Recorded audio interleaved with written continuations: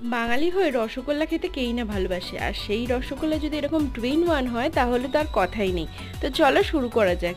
এখানে আমি 2 লিটার দুধ নিয়ে নিয়েছি, এটাকে ভালো করে ফুটিয়ে নিয়ে লেবুর রস দিয়ে আমি ছানা কাটিয়ে নিয়েছি। এবার ছানাটাকে আমি ভালো করে একটা ছাঁকনির সাহায্যে ছেঁকে নিয়ে তার মধ্যে ঠান্ডা জল দিয়ে একটা সুতির কাপড়ে এরকম ভিজিয়ে জল ঝরিয়ে নেব।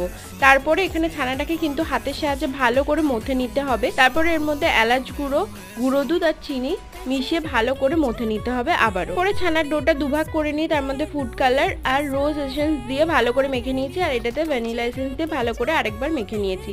এরপরে দুটোকে একটু একটু করে নিয়ে এরকম হাতের সাহায্যে ভালো করে প্রেস করে এরকম গোল গোল করে বানিয়ে নিয়েছি। তারপরে এখানে 1 লিটার মতো জলে আমি এখানে 500 চিনি দিয়ে ভালো করে শিরাটা তৈরি করে নিয়ে জলটা ফুটে এলে তার মধ্যে রসগোল্লাগুলোকে দিয়ে হাই ফ্লেমে 30 মিনিট চাপা দিয়ে ফুটিয়ে নিলেই আমাদের নরম তুলতুলে গরম গরম 2 in 1 রসগোল্লা একদম রেডি। খেতে কিন্তু দুর্দান্ত হয়েছিল।